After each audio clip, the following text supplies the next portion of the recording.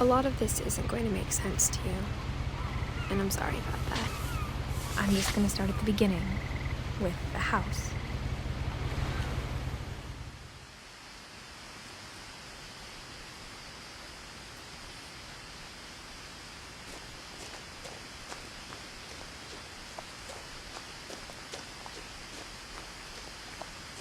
I lived here until I was 11, but I wasn't allowed inside half the rooms.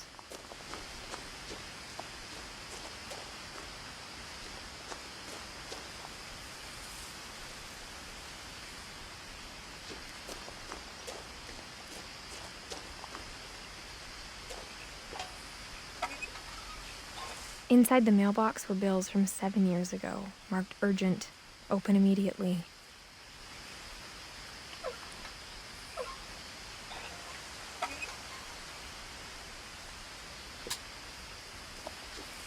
I hadn't been back since my brother Lewis's funeral.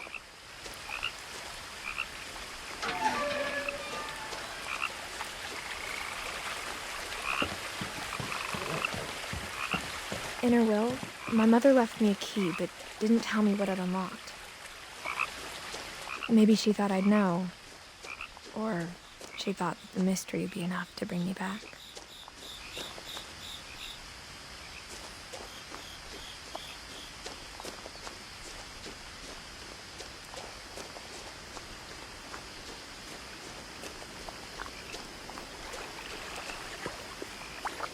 The truth is, even after I inherited the house, I never thought I'd come back to it. But now I had questions about my family that only the house knew the answers to. The woods around the house have always been uncomfortably silent, as if they're about to say something but never do.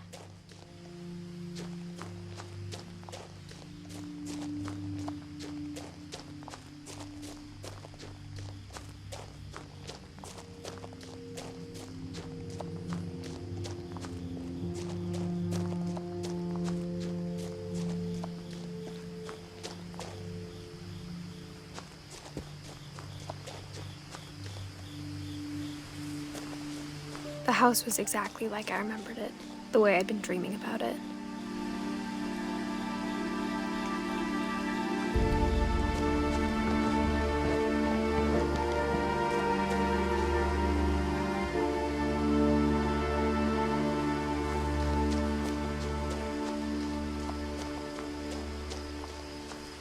As a child, the house made me uncomfortable in a way I couldn't put into words.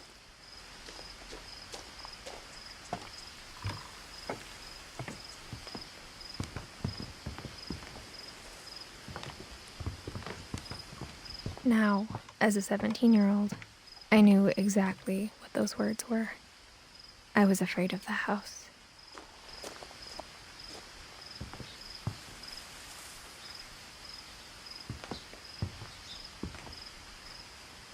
I hoped the key might unlock the front door. It didn't.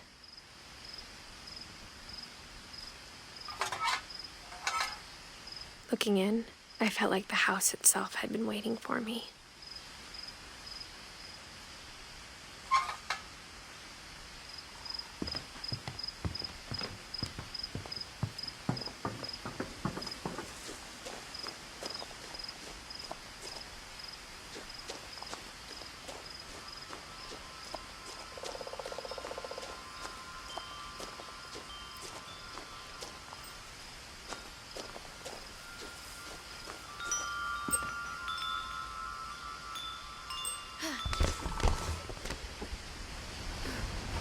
Crawling through the doggy door used to be a lot easier when I was 11.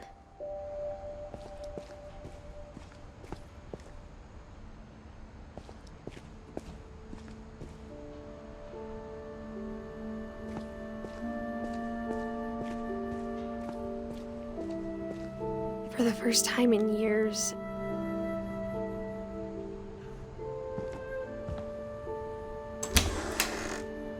I felt like I was home.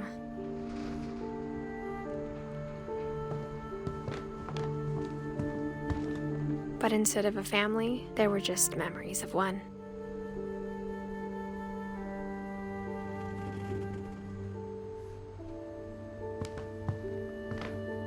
Like how after Louis started working at the cannery, we all got sick of eating salmon.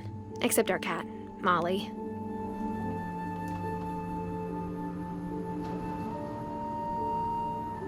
Or how only one restaurant would deliver to our house, so we had Chinese a lot.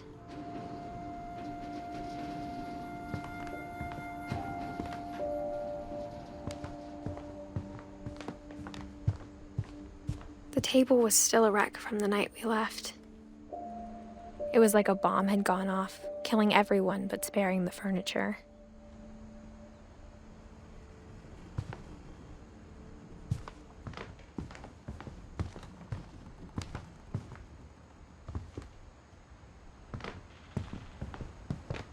Nothing in the house looked abnormal.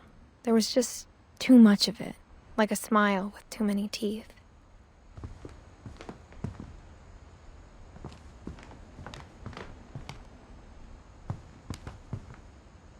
Even the fireplace had a story.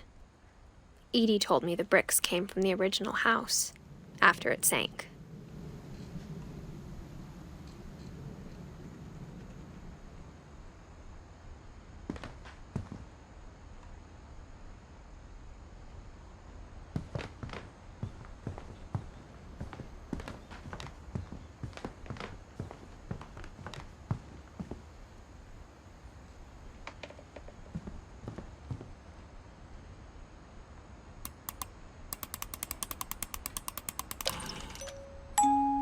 Great-Grandpa Sven built a music box for Barbara, along with the rest of the house.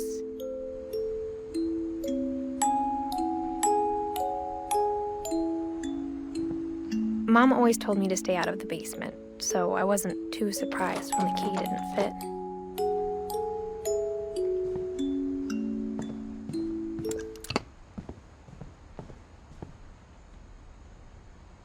A lot of things got left behind in the whirlwind of that last night.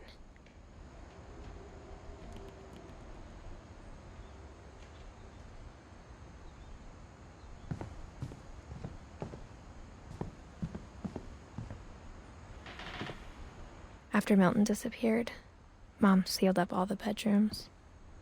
Then Edie retaliated and drilled peepholes.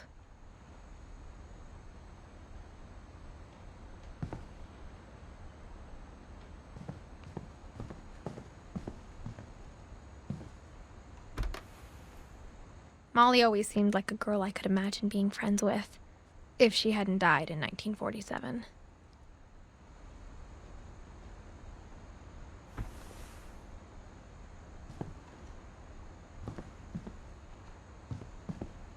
I spent a lot of time playing in Great Uncle Walter's room.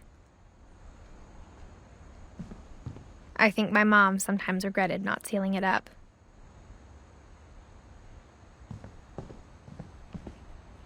Louis told me there were secret passages, but I never believed him.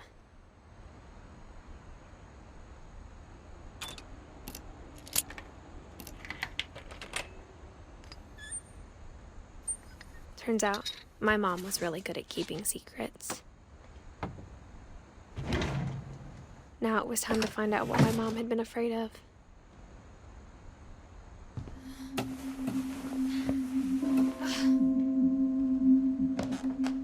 Reading this, maybe it sounds like I had a plan. From the paintings on the wall, it was clear my brother Milton had been here before me.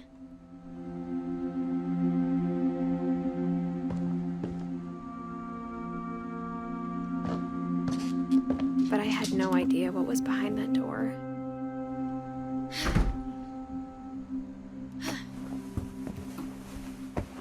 Just like I had no idea where all this was gonna lead.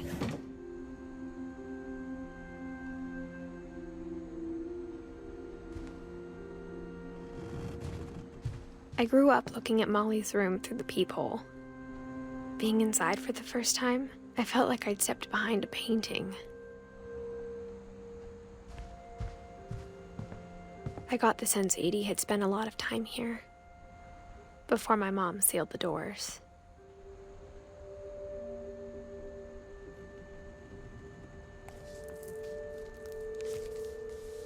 December 13th, 1947. Dear Diary, I'll be gone soon, but I wanted to tell somebody about what's gonna happen. It started when Mom sent me to bed without dinner. I woke up and I was starving, so I looked around for something to eat.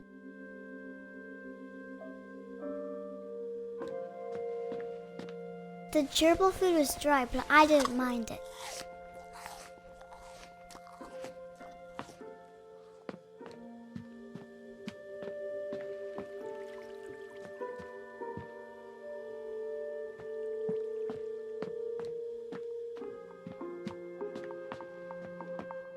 My Halloween candy was all gone. Mom, can I come out now? Sweetheart, it's late. Go to sleep.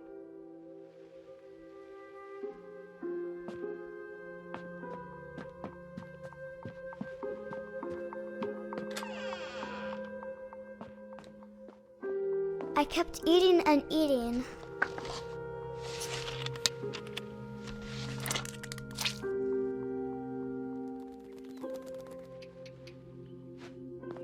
I ate a lot of things that night.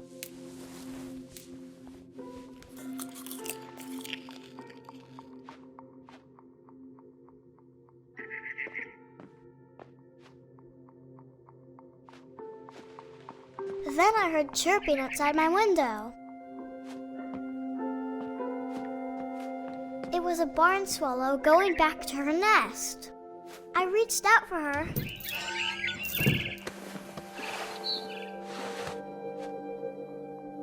And suddenly, I was a cat.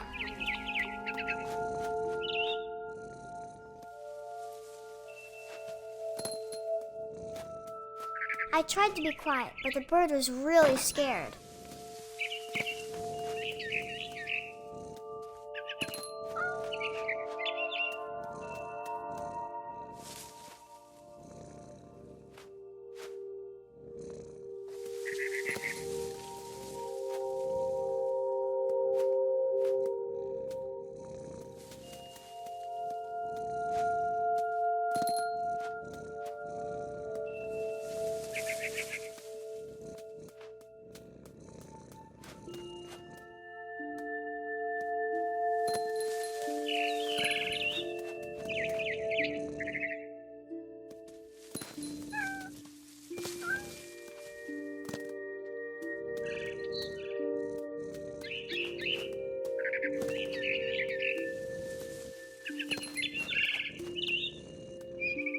I jumped and I almost got her.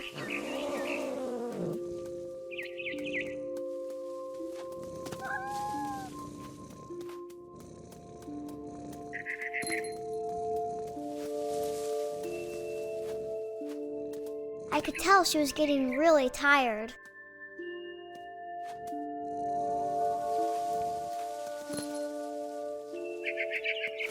Now I was up in the big tree. I promised Dad I wouldn't climb it anymore. All I cared about was eating that mama bird.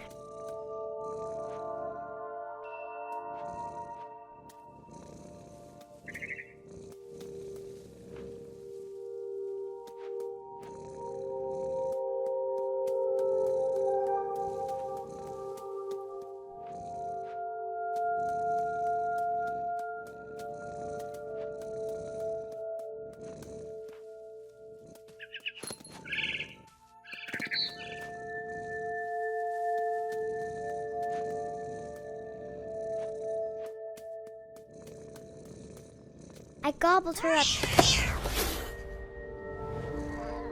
And suddenly, I was an owl. First, all I heard was the wind. Then I heard little teeth nibbling in the grass.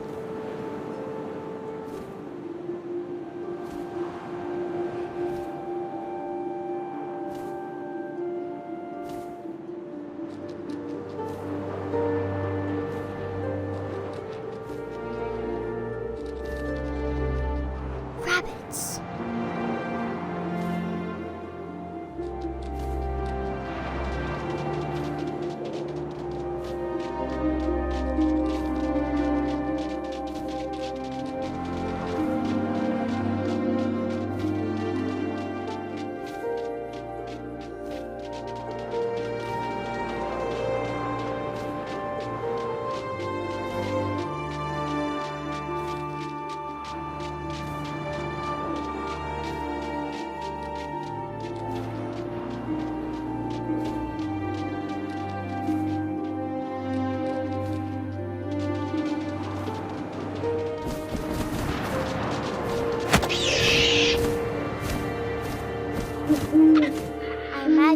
face looking up and seeing mine through my talons.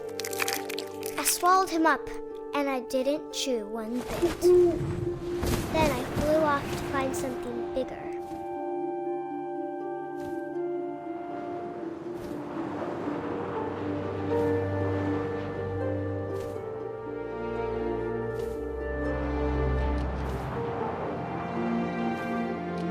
A mama rabbit.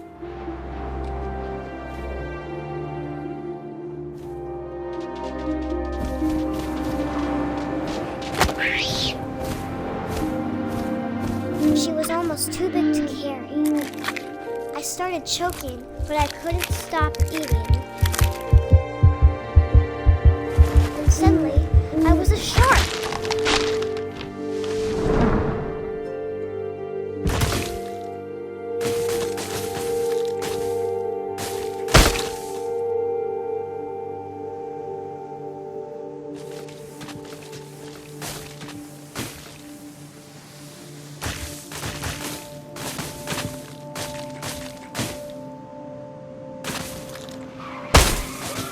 I rolled off the cliff and into the ocean. Now, I was hungrier than ever.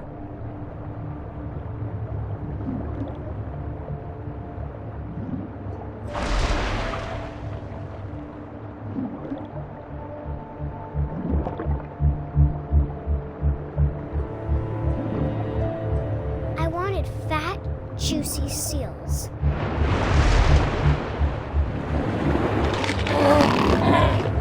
I tore off her flipper, and it tasted really good.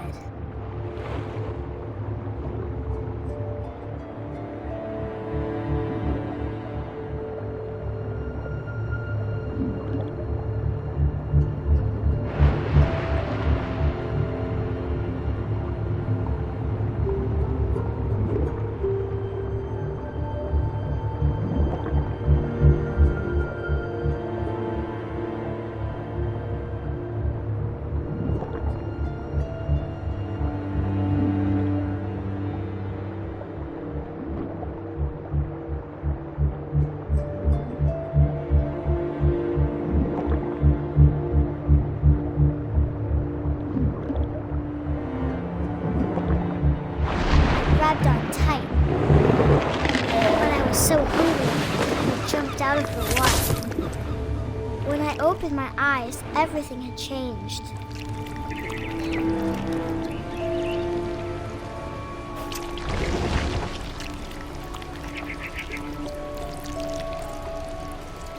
Now I was a monster, and I smelled people everywhere.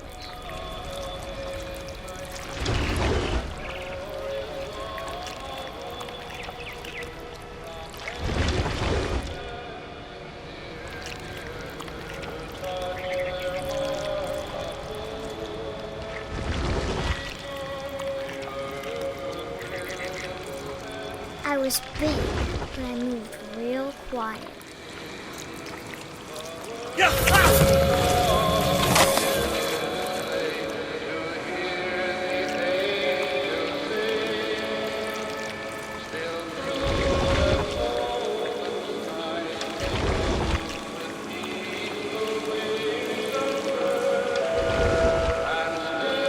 I wanted to stop, but also I didn't.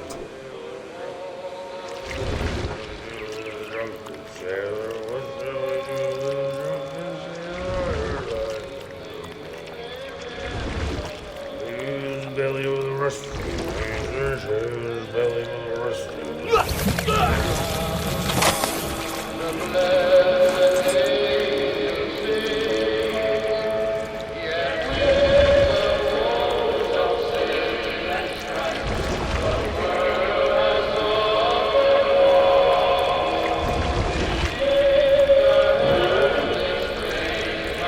After the last passenger, I was still hungry. And across the water, I smelled something new. Something I had to have, so I swam towards it.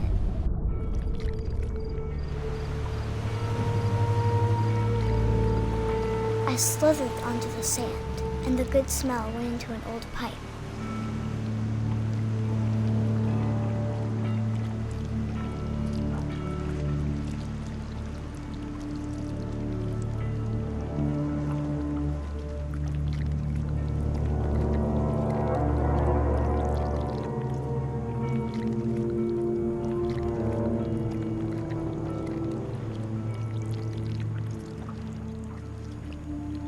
I got closer and closer.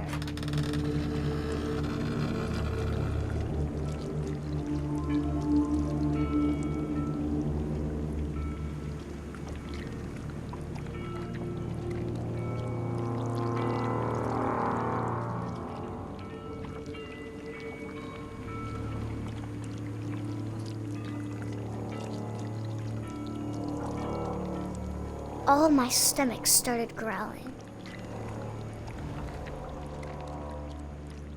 And suddenly, I was me again. I held my breath for a long time, but I couldn't hear anything.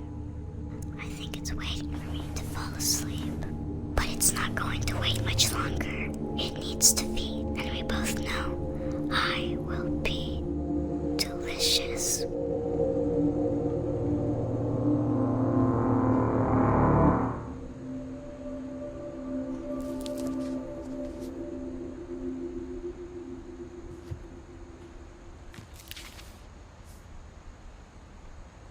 I'm not sure if I believed all of that, but I'm sure Edie would have.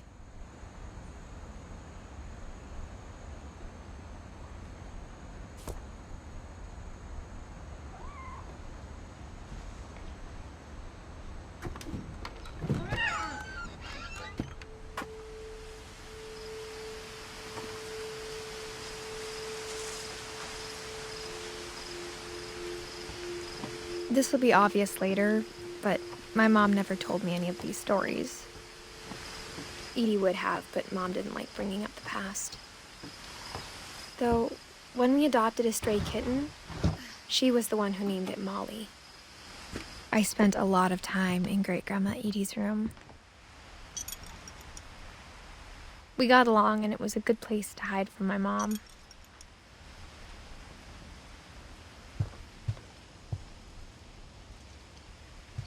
Louis died a week before we left, but Edie had already started to memorialize him.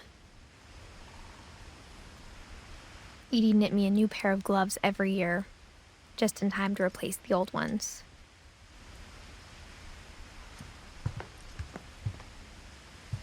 Edie gave a big interview about a mole man living under the Finch house.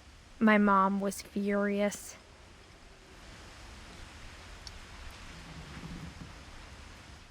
I hadn't thought of myself as Edith Jr. for a long, long time. One summer, they evacuated the island, but Edie refused to go. For a few weeks, she was a celebrity. When Edie told people Sven was killed by a dragon, she could also have said he was building a dragon-shaped slide that collapsed. She could have, but she didn't.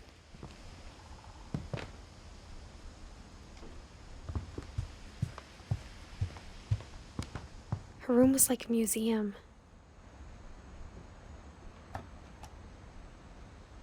For 500 years, the Finches have been famous throughout Norway for their fortune and misfortune.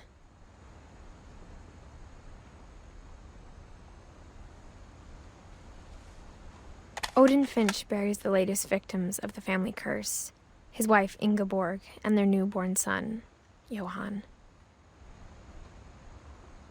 On January 7th, 1937, he set sail with his family and his house, hoping to leave the curse behind. But 40-foot waves off the coast of Washington send the house and Odin to the bottom of the sea.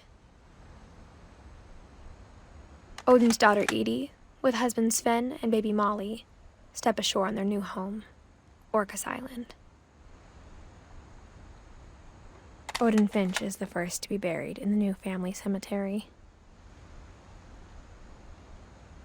His daughter Edie is already dreaming of a new Finch house.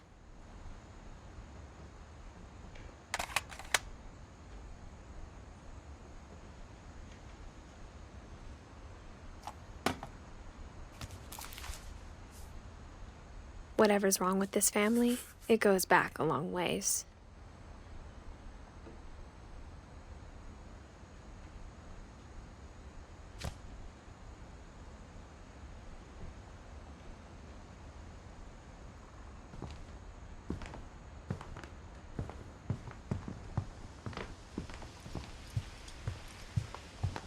even in her 90s.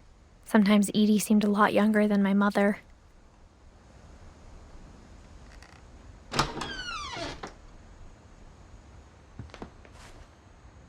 The only trace Grandpa Sam's first wife, Kay, left on the house was the pink bathroom.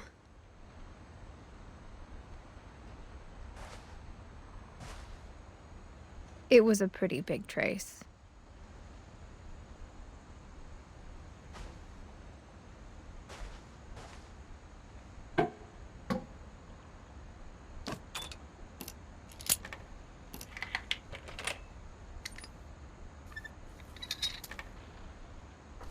There's a secret in this bathroom.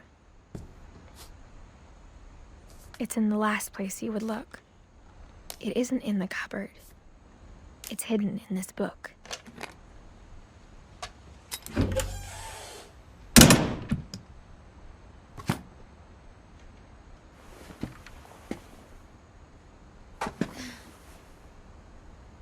Sven gave Sam an old camera he'd refurbished. He never put it down.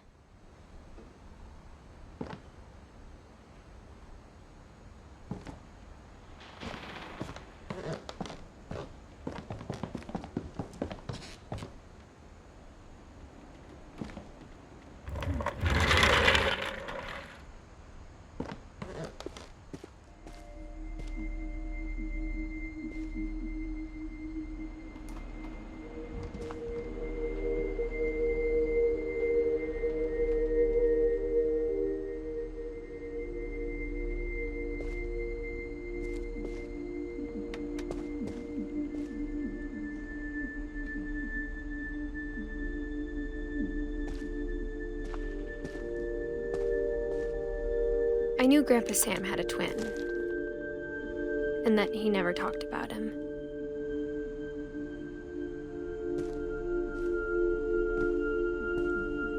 I guess my grandpa didn't like history any more than my mom did.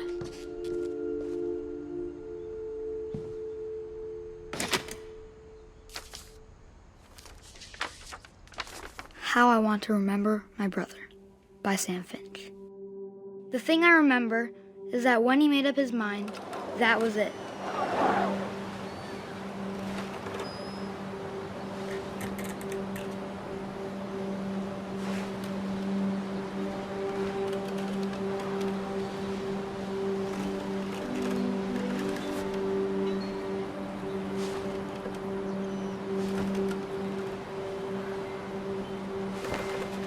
My brother said he'd die before he ate another mushroom, and he did. At Barbara's funeral, we swore we'd never be afraid again, and he wasn't. I think Calvin always wanted to fly. Sam! Calvin! Dinner's ready! Coming! But that day, he finally made up his mind to do it. I told him going around was impossible. Maybe if I hadn't said that. Calvin! I'm not gonna tell you again! Maybe if the wind hadn't picked up. Then maybe he'd still be here. But I doubt it. I think he'd already made up his mind. That's what I want to remember about my brother.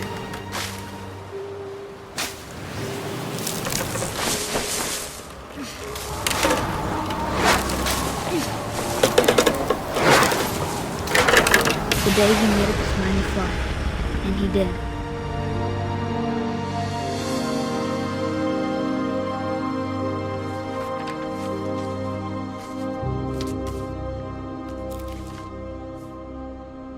Calvin's story felt strangely familiar. When I was younger, I remember trying to do the exact same thing.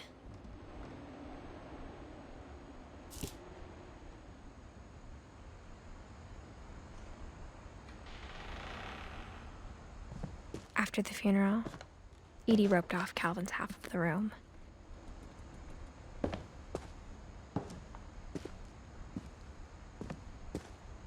Mom said Grandpa Sam enlisted at 18 and never set foot in the room again.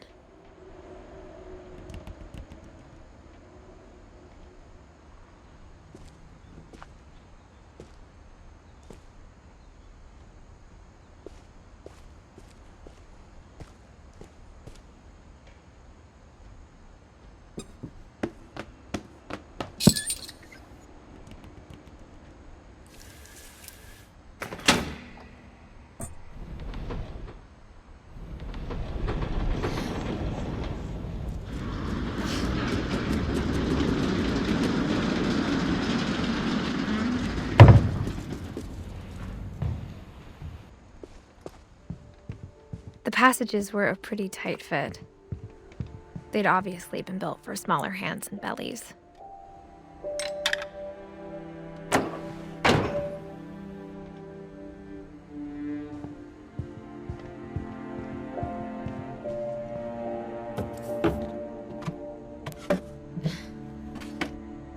Growing up, I always thought of Barbara as a child star.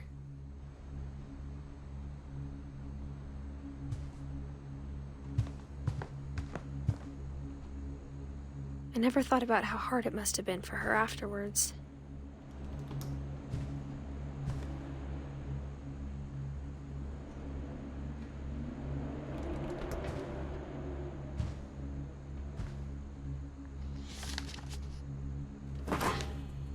Of all the stories people wrote about Barbara's death, I'm surprised Edie saved this one.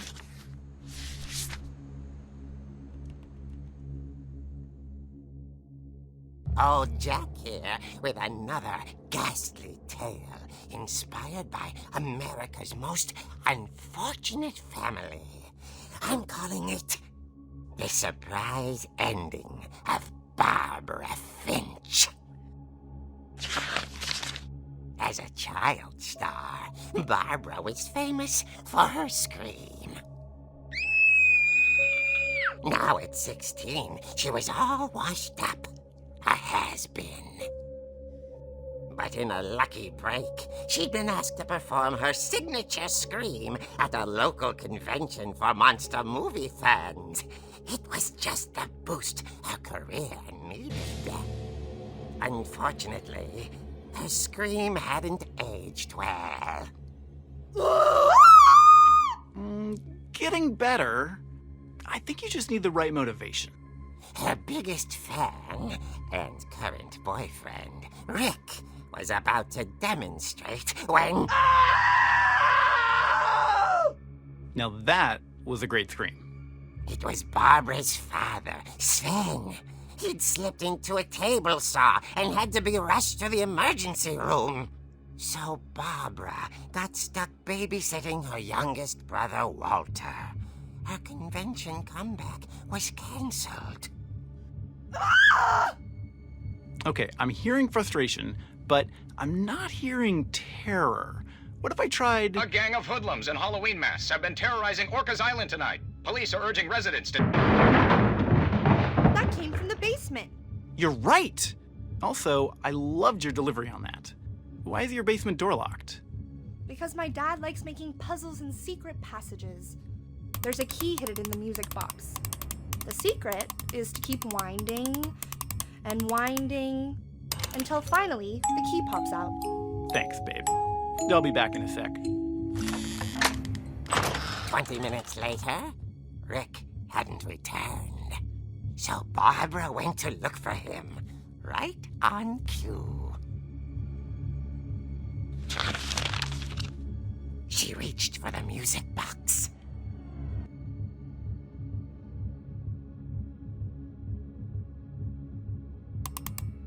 And as she wound the key, she listened for Rick, but the house was silent.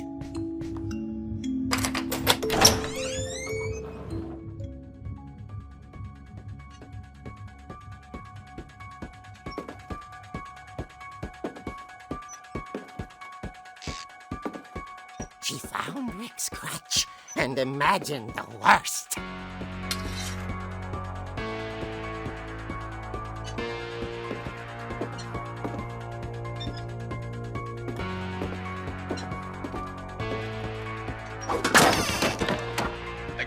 here is the infamous Hookman killer, Dr. Carl Hamill, who impaled and then ate his family 10 years ago tonight.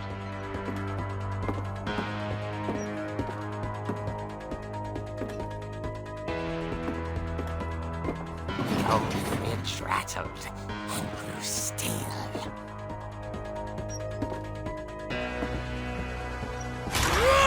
Oh dear! Oh! Rick? Barb, relax. I was just trying to scare you to help you find your scream. Well, I'm not scared, Rick. I'm furious. Then act furious.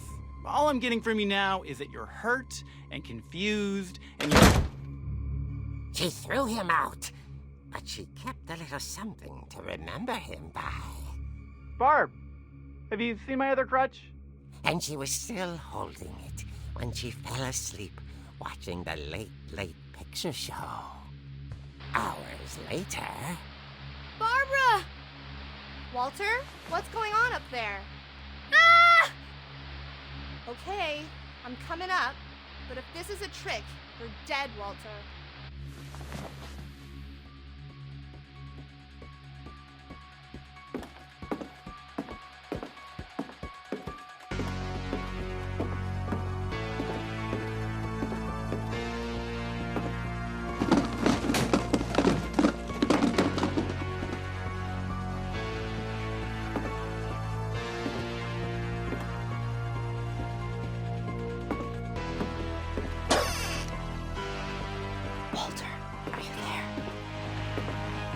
Walter had vanished, but his bedside radio was still on. Orcas Island police describe the man as 6 feet tall, with a steel hook for a hand. Residents are urged to lock all doors and windows and notify the police of any suspicious activity. Barbara turned, saw the hook man, and was speechless. He was quite smashing.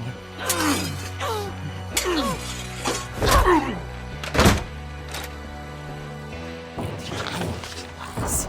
He couldn't get enough of Barbara. Okay, Barbara, there's gotta be another way out of here.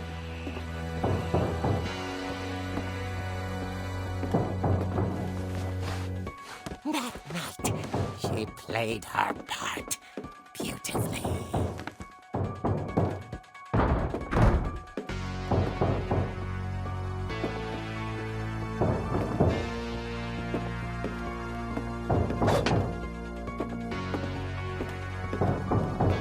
She thought about abandoning Walter, but just couldn't do it.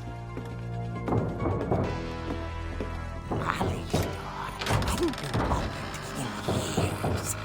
The hinges groaned.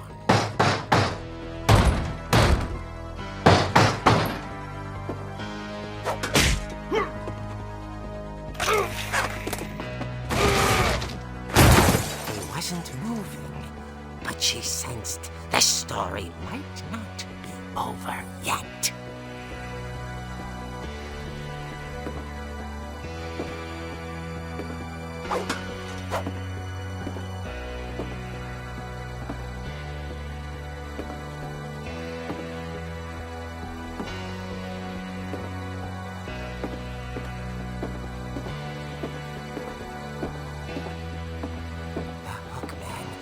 Vanished. She listened for his breathing, but all she heard was...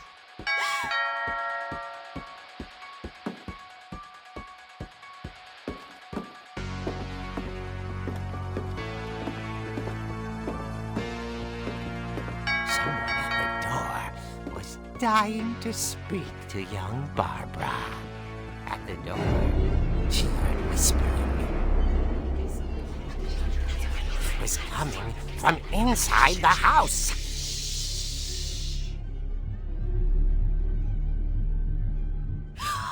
Oh dear.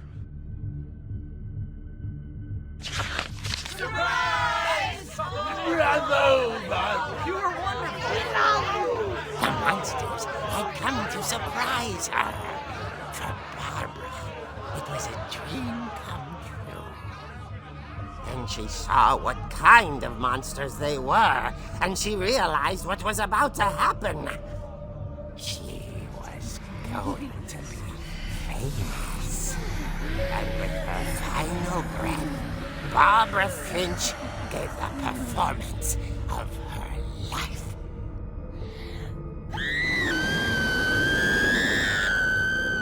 I wasn't there myself, but I hear Barbara was magnificent. Poor girl. She had a taste for stardom. But unfortunately, so did her fans. Of course, the police blamed it all on poor Rick, who disappeared the same night. And little Walter? Hiding under his bed the whole time. He took it all pretty hard, but that's another story. As for Barbara, tucked inside the music box is all they ever found of her. Her ear.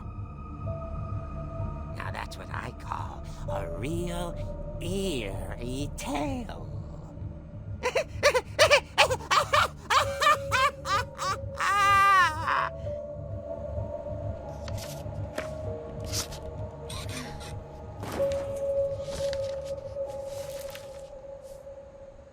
Edie told me all Barbara wanted was to be remembered, as absurd as that comic was. Maybe what Edie saw was a happy ending.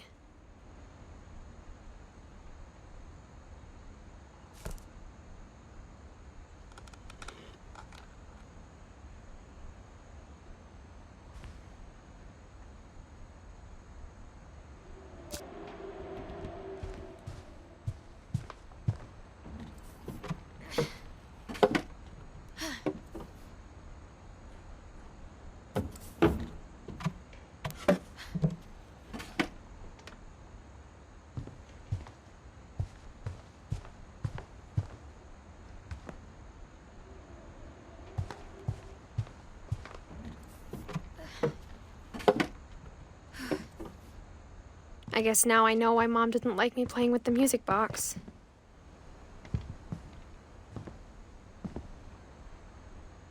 Edie's father, Odin, built the original house.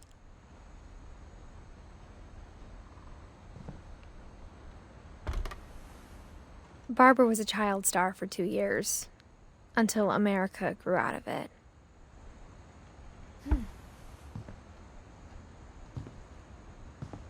Whenever people ask me about my family, the first thing they always want to know about is Barbara.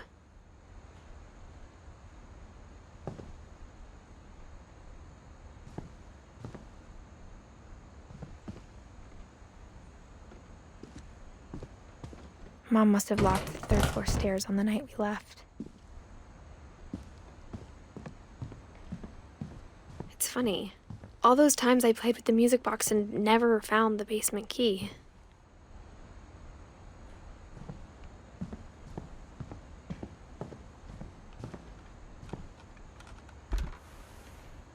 The last time I was in Edith Sr.'s room, I was 10 and she was painting my portrait.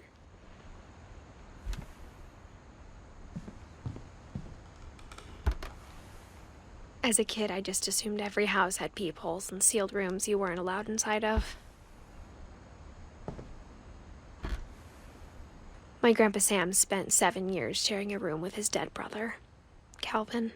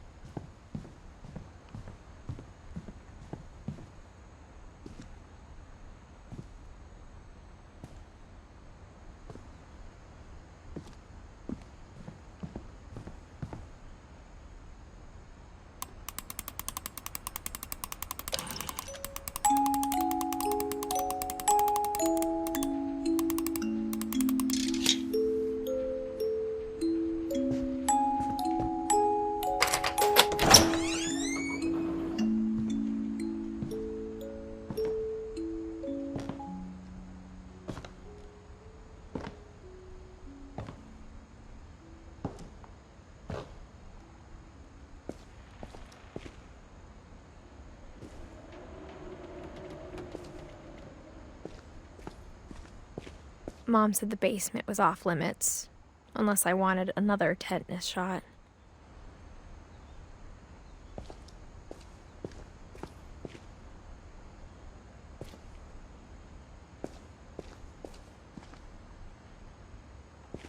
I saw Edie sneak down to the basement once, carrying packages.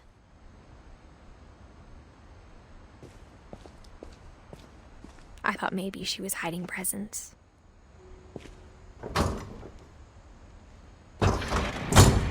It turned out she was hiding a lot more than that.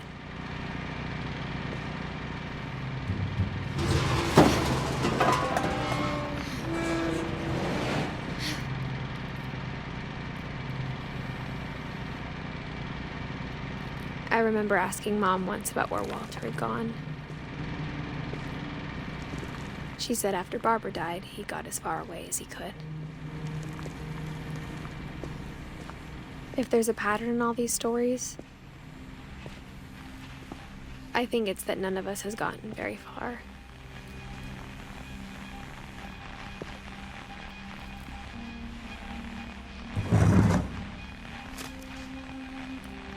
Goodbye, everyone. I can't believe I've been down here for 30 years.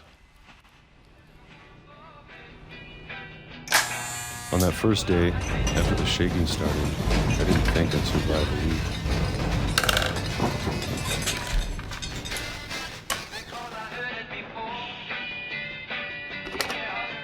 But after a few days, I settled into a routine. That's what kept me sane. Having a schedule, living for today. I always expected to be dead tomorrow. But if you wait long enough, you get used to anything.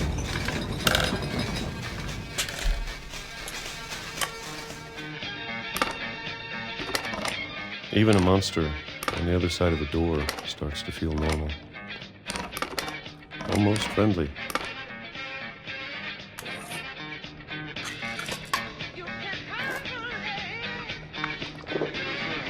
And then one day, everything just stopped. Whatever that thing was, it was gone. Maybe it got tired of waiting. Or maybe I just got tired of being afraid.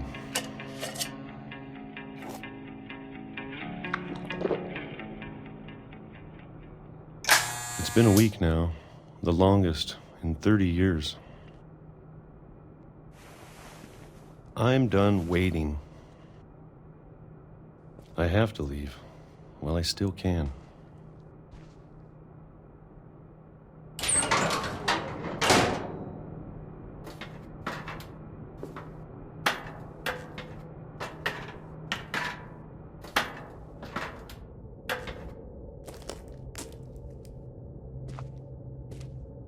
I know it's out there, somewhere.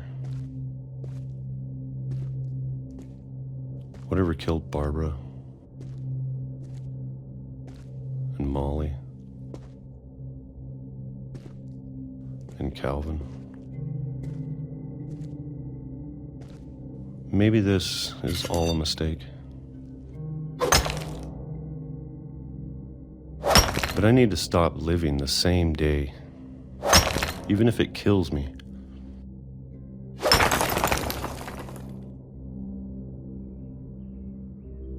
Whatever's out there, I want you to know I'm ready for it. I'm going to appreciate all of it, especially the food. I don't mind if I only have a year left, or a month, or a single week. I'd be happy with one new day.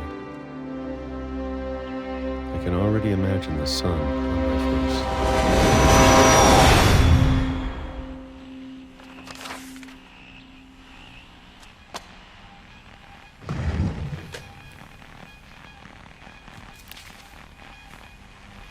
Walter died when I was 6. I can't believe my mom never told me he was down here.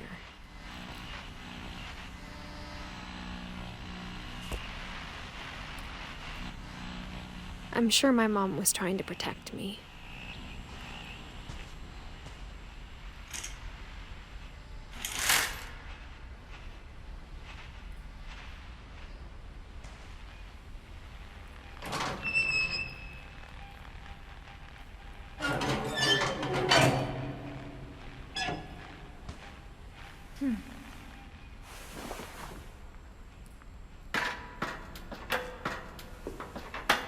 Maybe she was afraid I'd end up like Walter.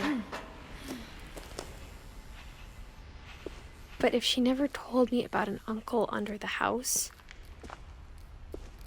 I can only imagine what else she was hiding. I don't want to make the same mistakes she made.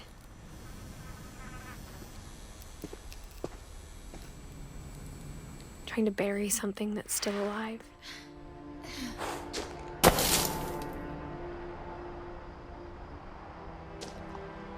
Now that there's only one of us left, or maybe two,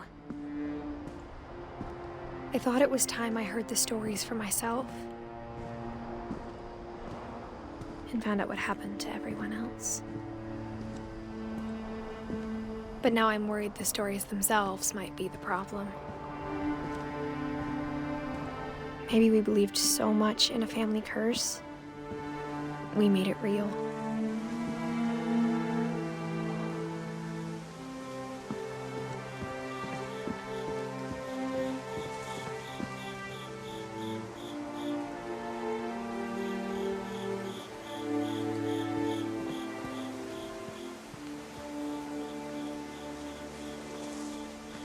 I don't know if I should even be writing this.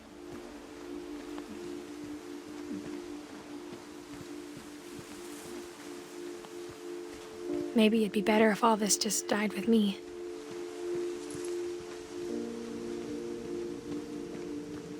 But I thought you should know about your family.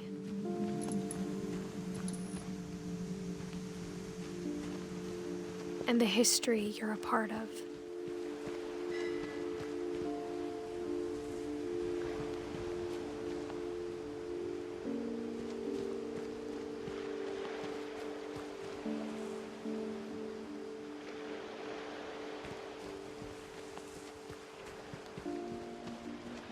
Though to be honest, I feel as lost as you probably do right now.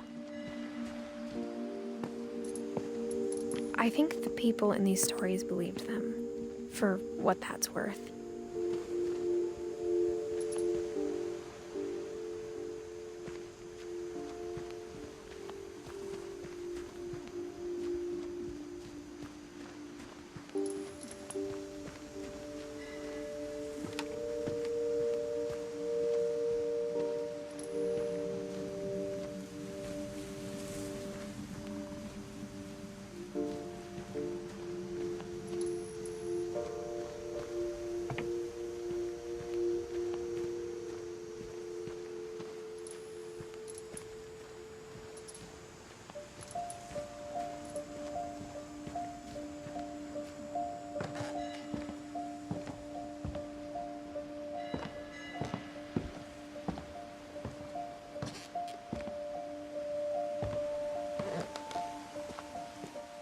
And when you look at the house, that history of imagination and stubbornness and madness, any of it seems possible.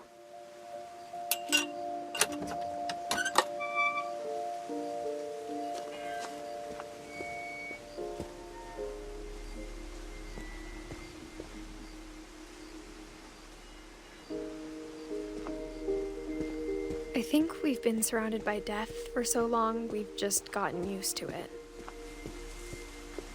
What kind of family finishes building a cemetery before starting the house?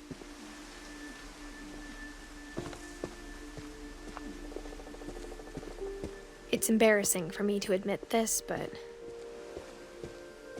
the pet cemetery made me more uncomfortable than the human one. 3 of the gerbils are mine, and 2 had been my fault.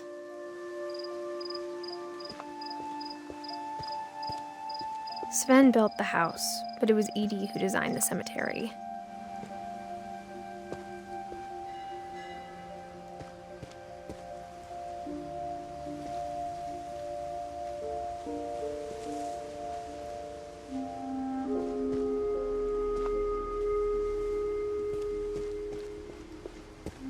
I'm sure Odin's monument had been Edie's idea. My mom was always trying to move on, but for Edie, the past never went away.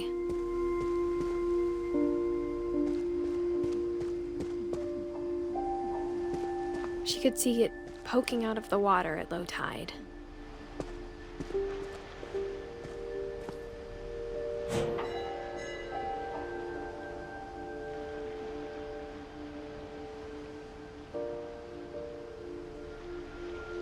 Edie said she dreamed about the old house every night.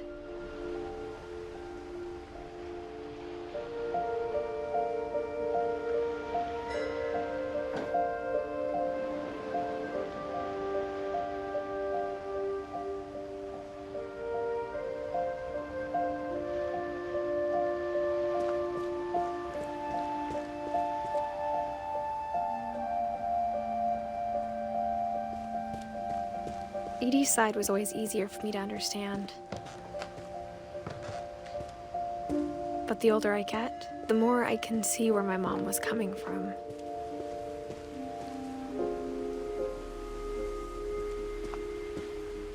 She lost 2 of her brothers, just like I did. I get why she tried so hard to protect us.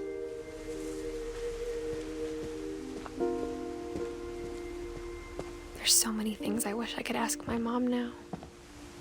Part of me thinks this is what she wanted all along. For me to come back someday and find everything out for myself.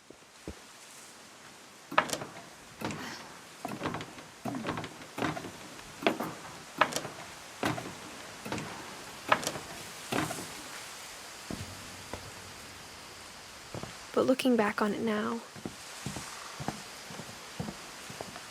if she told me there was going to be so much climbing, I never would have come when I was 22 weeks pregnant.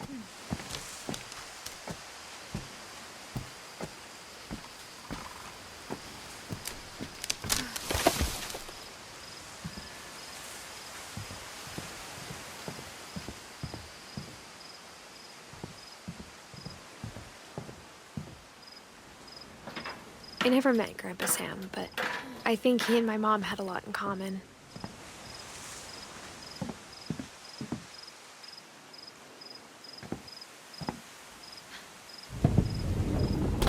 They were both pretty intense.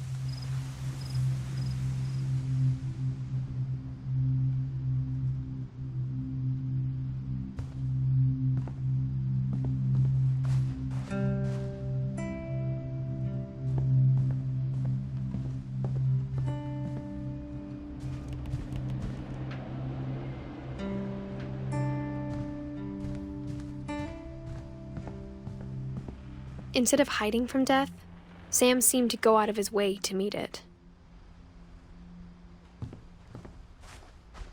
Sam spent his life shooting photos, but Mom said he got nervous being in front of the camera. I guess we're all afraid of something.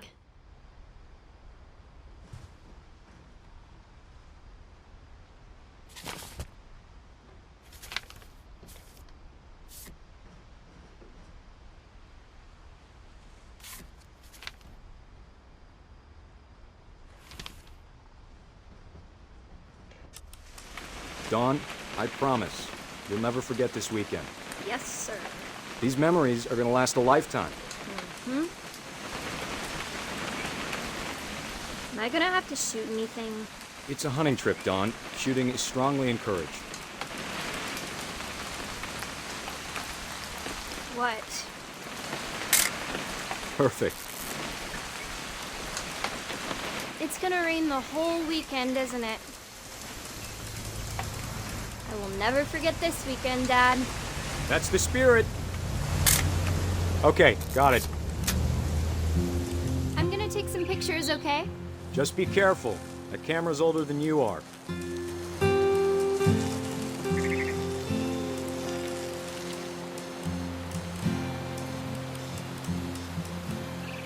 Definitely should not have drunk all that coffee.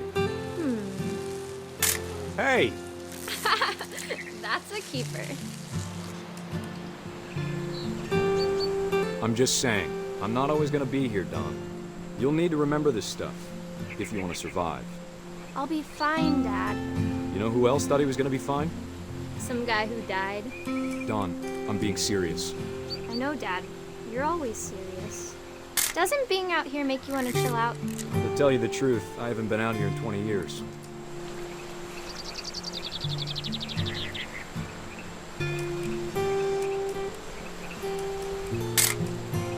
Dawn, don't you think you could find something more interesting to photograph? Last time I was with my brother Calvin. Man, that was a great trip. Your grandpa Sven taught us how to fish, how to build a fire.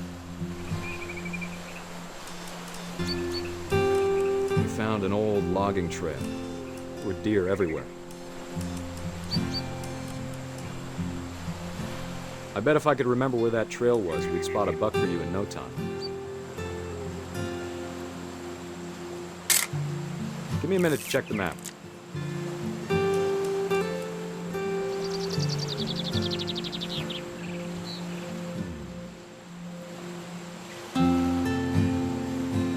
Dad!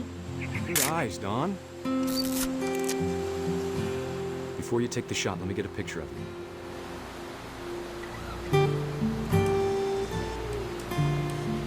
Dad, I... Just breathe. Turn off your imagination. Focus on your target. Let me get behind you. Do I have to do this? Dawn, you don't have to do anything. But if you want to survive, you'll need to be strong. Great shot, Dawn!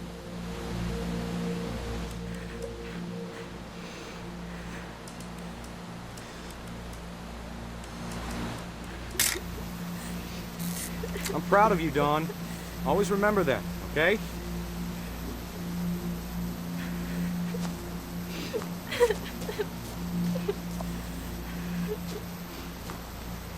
Sorry, Dawn. Just gotta reset the timer.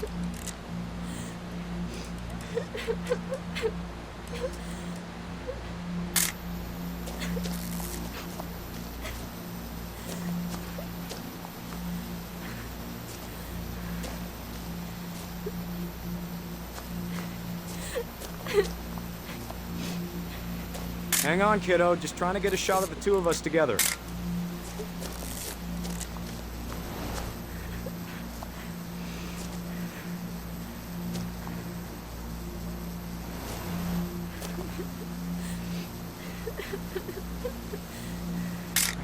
Crap.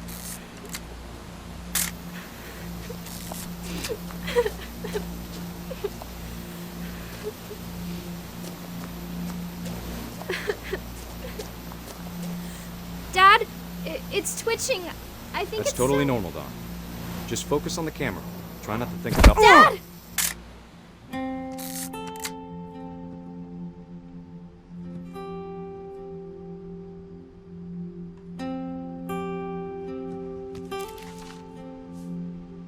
Of all these stories, that's the one I wish most that my mom had told me.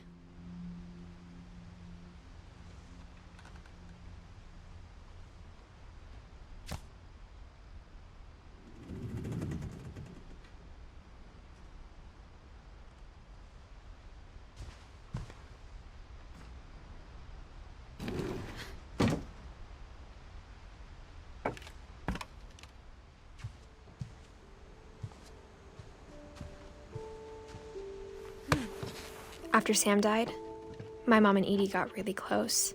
They'd both lost a lot.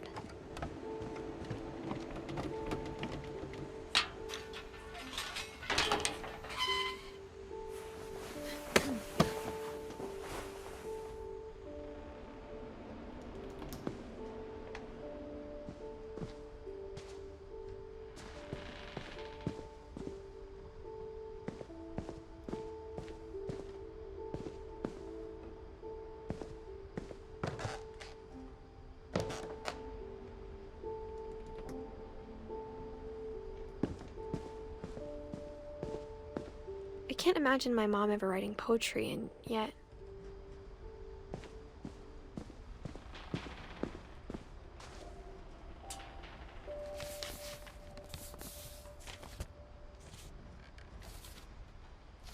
Dear Kay, do you remember the way Gregory used to laugh when he thought he was alone? Like something funny was happening, but only he could see it.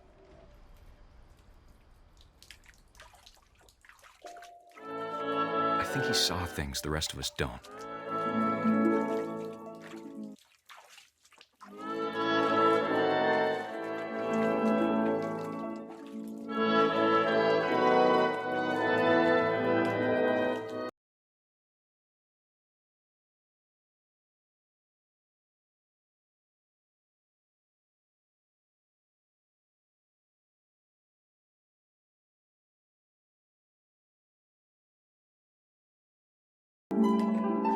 Bath time's over, Gregory. It's time to... Hold on, sweetie. Hello? Sam?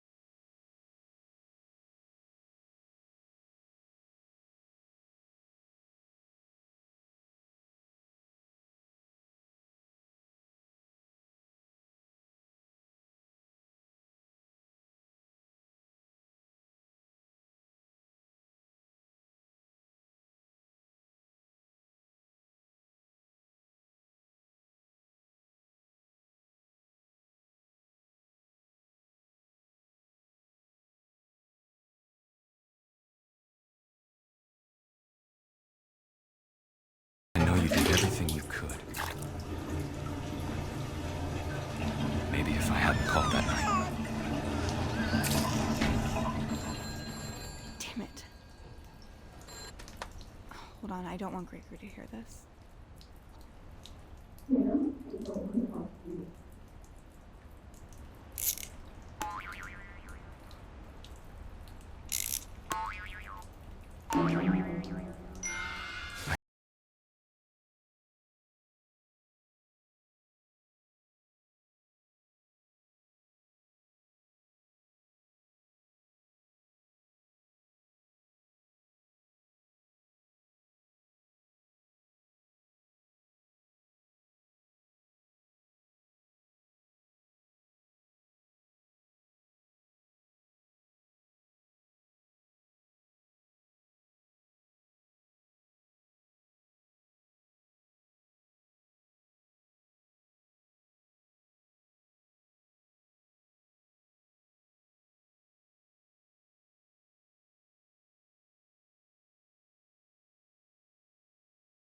I'm sure he's happy. And he'd want you to be happy too. Good luck, Kay. Love, Sam.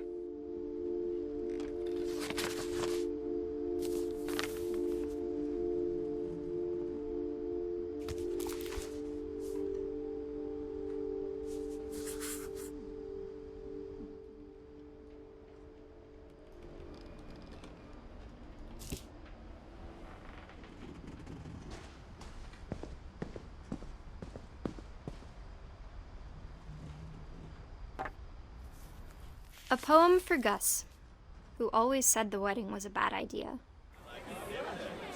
Our father never hit us kids, at least not very hard, before the day my brother said with teenage disregard that he'd be dead before he'd see a wedding in our yard.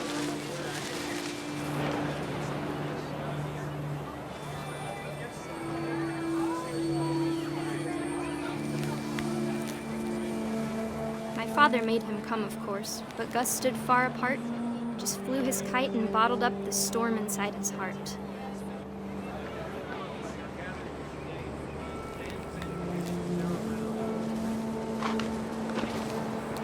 I tried to talk him out of it, but though he'd never met her, we don't need a stepmom were the words that I now pronounce you husband and wife.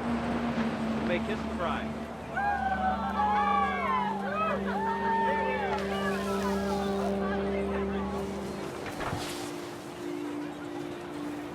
When the time for photos came, Dad ordered him to come here. But Gus declined, and as a sign held up his middle finger.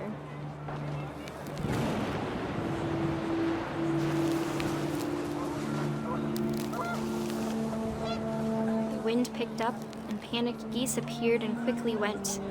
But all the humans did that day was go inside the tent.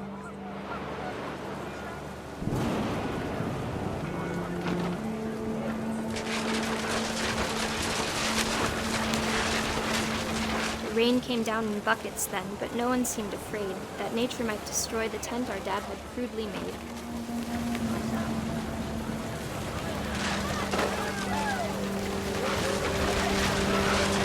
The thunder sounded much too close and full of angry power. But all my father said to this was, "Make the music louder."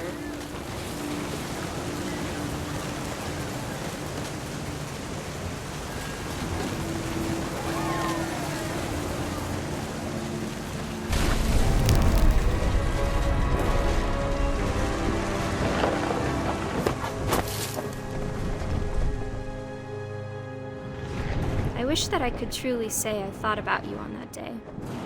Out there on the beach alone, just you, the wind, the sea, and foam. But I didn't, until we found you.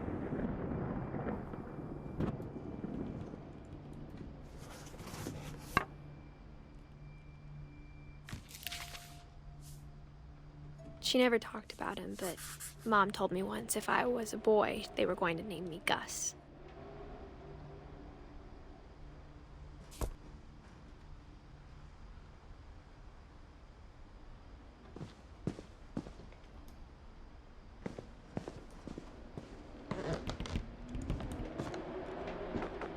My mom moved up to the loft after her brothers died. At the time, it was as far away as she could get.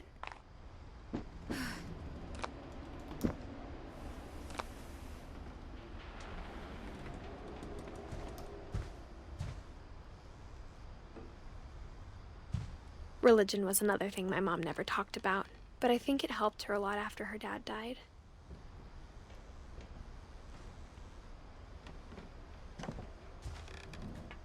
My mom moved to India a week after graduation and got a job teaching English.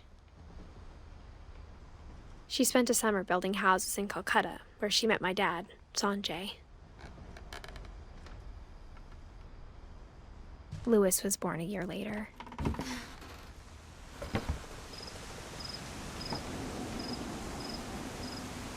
When my dad died, I don't think Mom knew where else to go.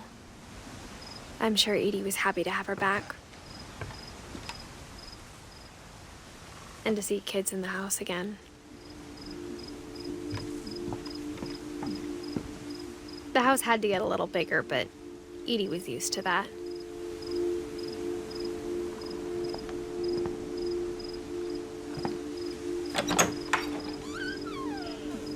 And for a while, things were good, almost normal.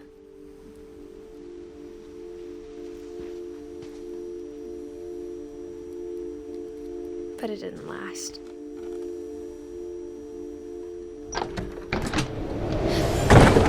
The beginning of the end was Milton's 10th birthday, when Edie gave him a castle.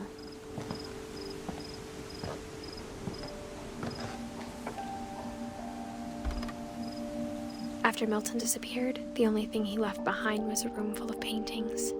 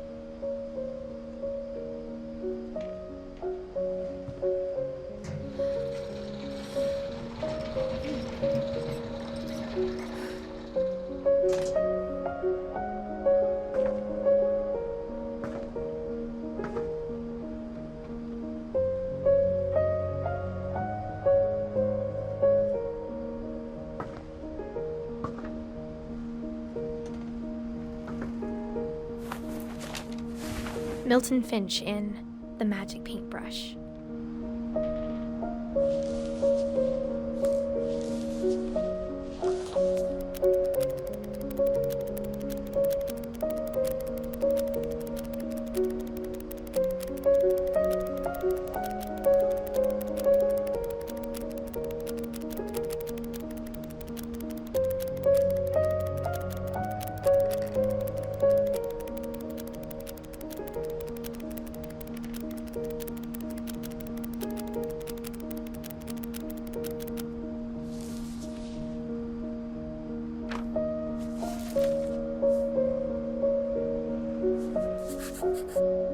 I was 4 when Milton disappeared.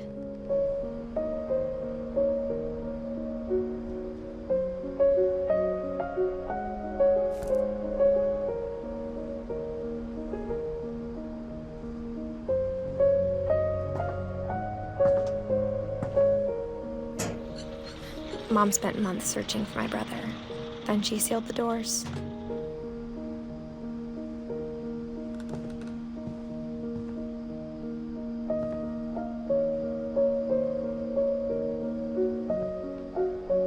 Whatever Milton had found in the house, Mom didn't want it getting out.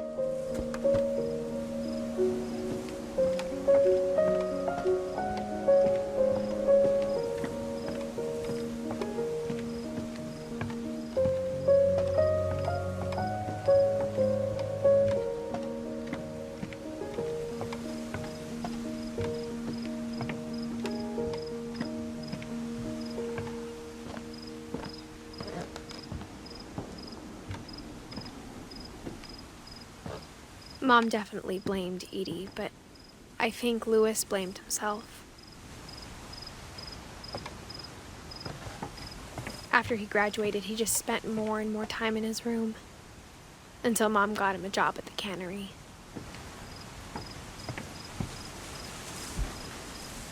Everyone always told me to stay out of Louis's room, except Louis.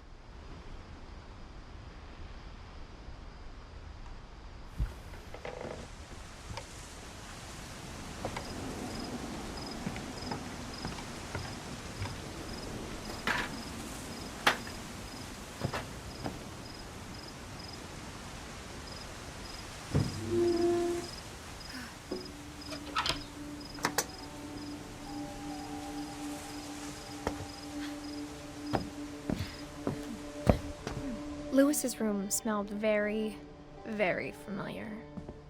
That part of him lived on.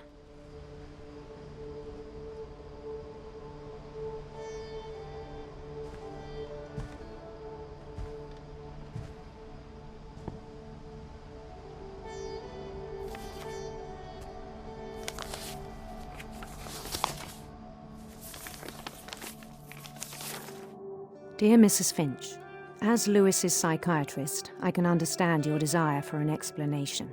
As I see it, the trouble began in January, shortly after we convinced your son to seek treatment for substance abuse. Newly sober, I believe Louis first noticed the monotony of his daily life.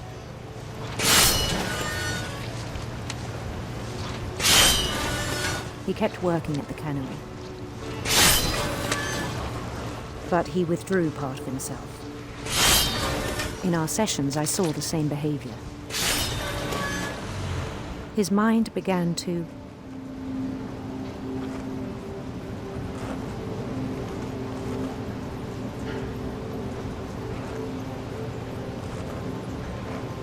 wander. I asked him to describe it. He said he started small, imagining a labyrinth. He'd feel his way about. Then something moved. Bats. And toads.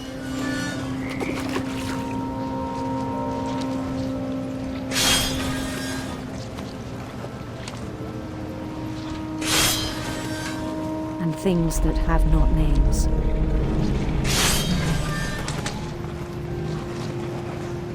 He knew it was all in his head, but he took it very seriously. I I had hoped he'd find himself.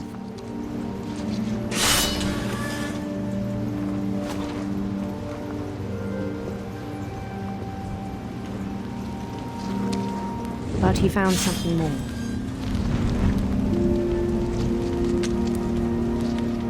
I worried about him then, daydreaming at the cannery. I spoke with his boss, but he said Lewis had become a model employee. Methodical, tireless, focused. Like a whole new Lewis. So I let him go on.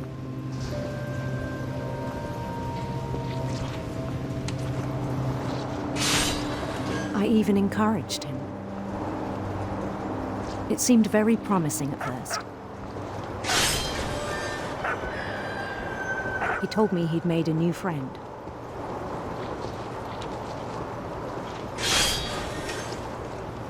On the edge of a city he named Lewis Topia.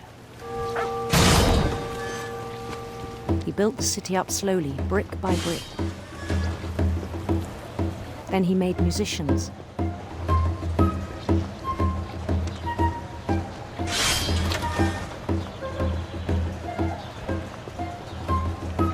And songs for them to play. He talked about starting a band. And he was always humming something.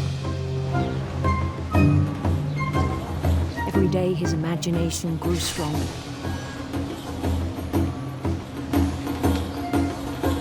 He no longer spoke at the cannery. But his chopping was as reliable as ever. Then one day it struck him that all the cheering crowds, even the stones under his feet,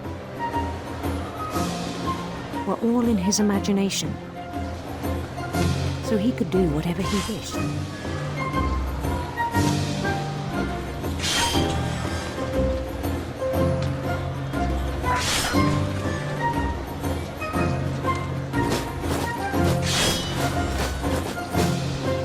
He held an election for mayor,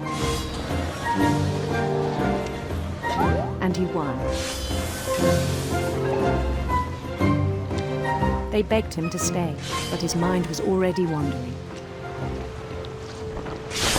It became a game for him.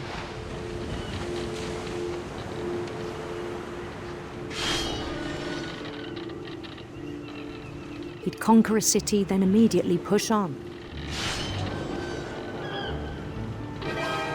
New Louisville.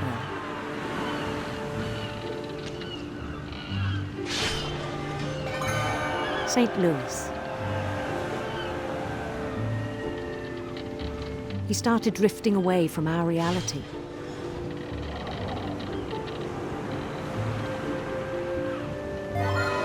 Minneapolis, until one day he forgot to go home from the cannery. Even as his mother pleaded with him, part of Lewis kept sailing on.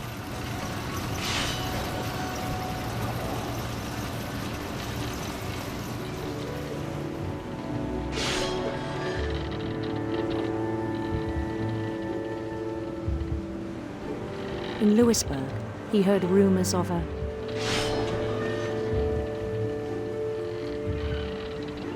handsome queen.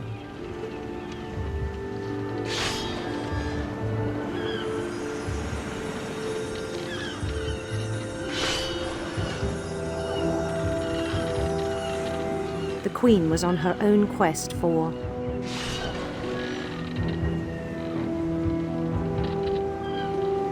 radiant rainbows.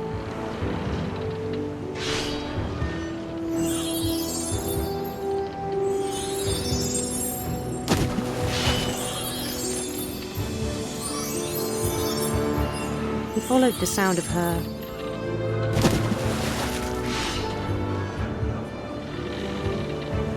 electric sitar.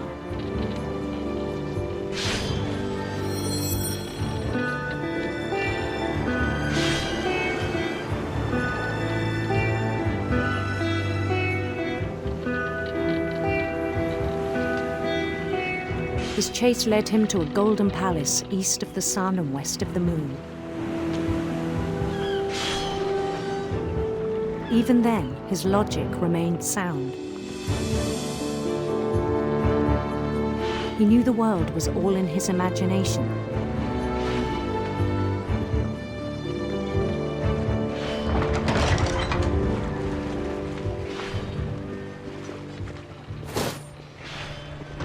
But he was so proud of having created it.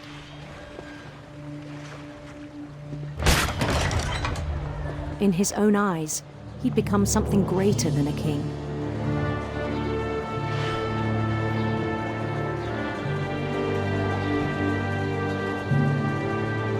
For someone who'd never known success in the real world, I think it was overwhelming. And then it struck him that the real Lewis was not the one chopping salmon, but the one climbing the steps of a golden palace.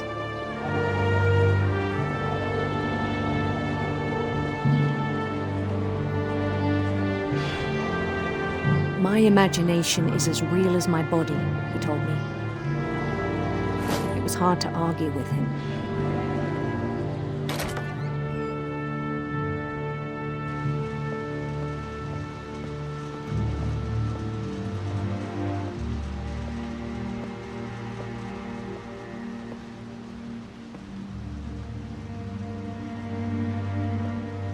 He began to forget the world we know.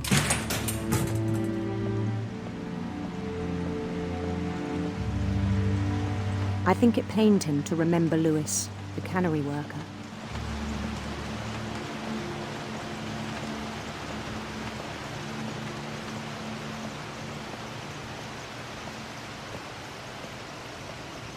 He began to despise the man with a royal contempt.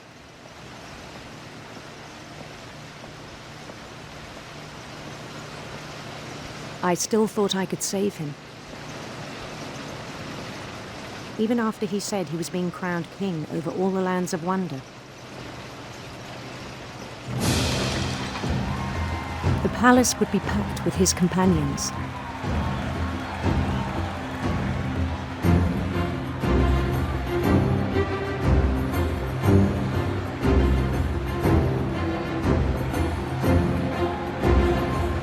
Including the wise Calico who'd insisted on advising him.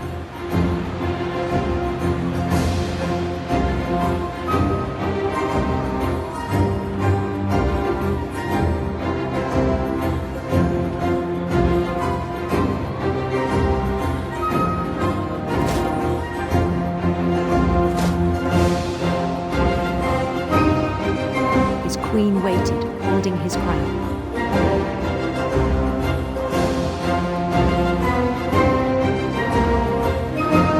There was only one thing left to do.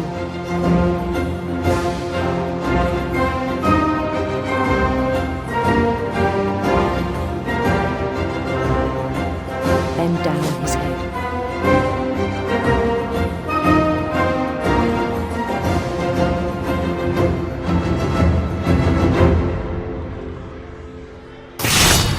And the rest I think you know. Mrs. Finch, your son was a kind man who will be missed by all of us who knew him.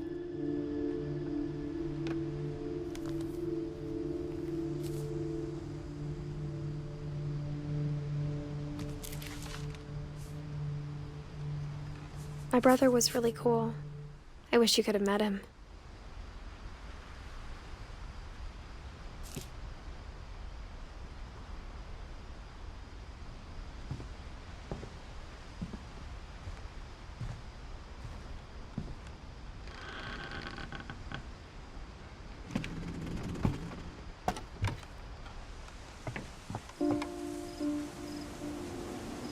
On the way back from Lewis's funeral, my mom told me to start packing.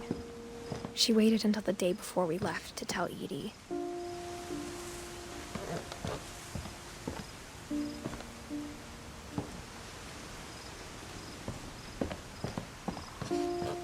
I'm not sure if she wanted to make it easier or harder.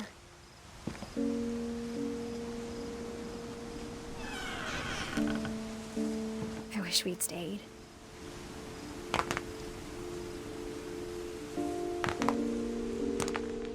but I understand why we left.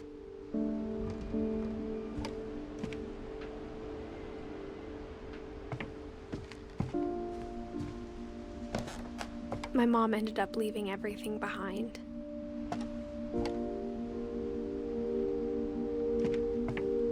What happened that night had been coming for a long time. Maybe it should have come sooner.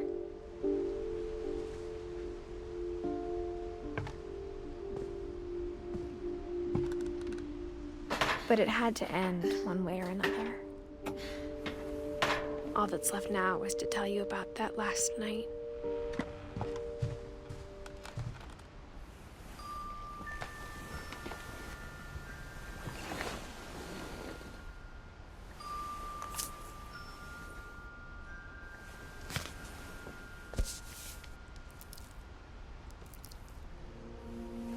That whole last day, Edie just watched us pack and didn't say a word.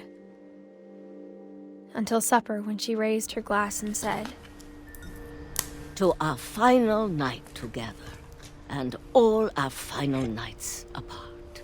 Grandma, you know what I said about alcohol. Some of your medications are very Edith, specific. I left a present for you in the hallway. Why don't you go open it? The grown-ups have to argue now. I'm sorry, you're right. We're all leaving tomorrow. Let's just enjoy our last... I'm not leaving. Edith, you're excused.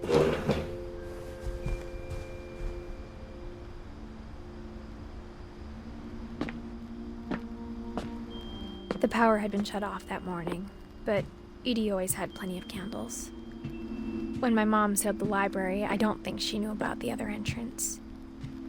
Or that Edie had a key to it.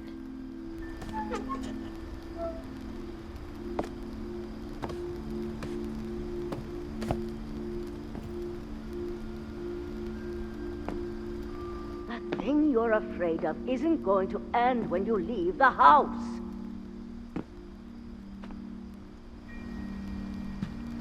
Edith has a right to know these stories. My children are dead because of your stories. I think it's best if Edith and I leave tonight. We'll have the nursing home send a van for you in the morning, okay?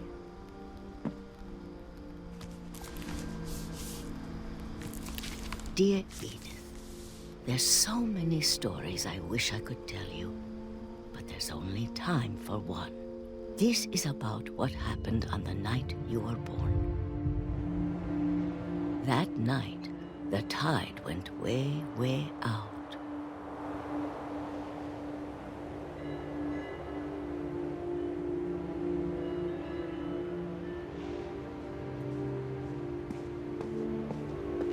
It was the first and last time I ever saw the old house aground.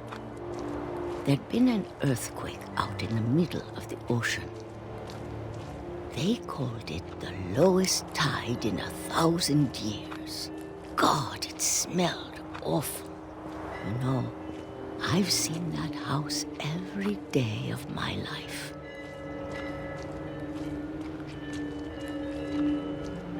But I never thought I'd go back to it. When the fog rolled in, I lost my way.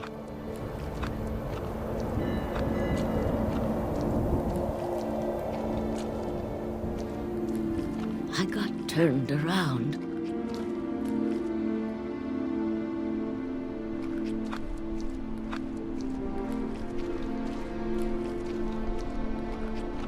I started seeing things.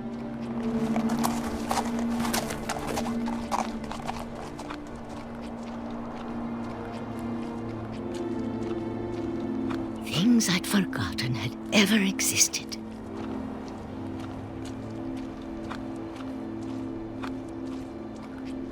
But when I saw them, they felt like old friends. That night, a lot of things came back to me. Or maybe I came back to them.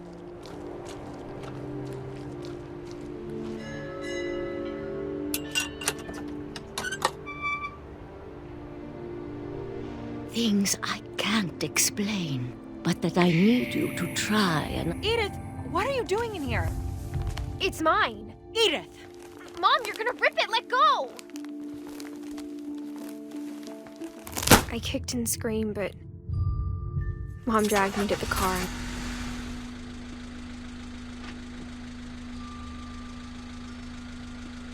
I never saw Great-Grandma Edie again. The next morning, the van came to pick her up, but she was already gone. After that, we moved around a lot.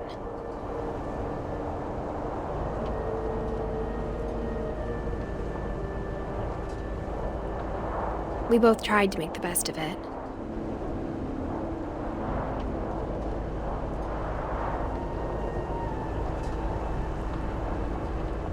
A few years went by.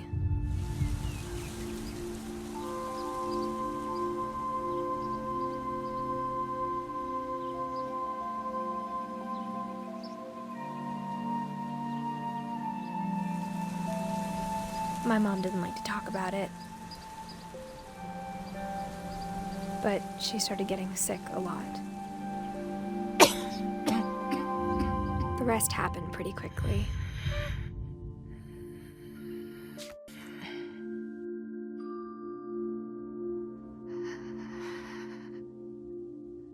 She got better for a while, and then she didn't.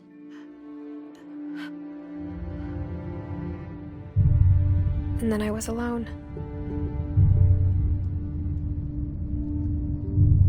The last Finch left alive.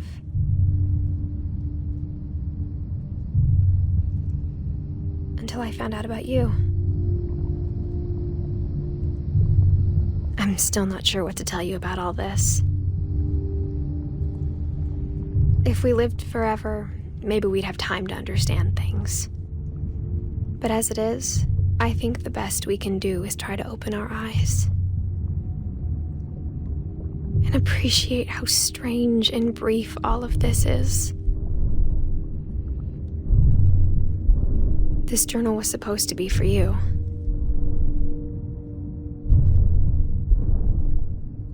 But now I hope you'll never see it. I just want to meet you and tell you all these stories myself. But I guess if you're reading this now, things didn't work out that way.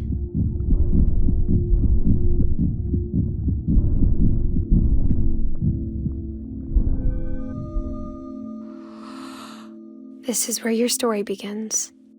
I'm sorry I won't be there to see it. It's a lot to ask, but I don't want you to be sad that I'm gone.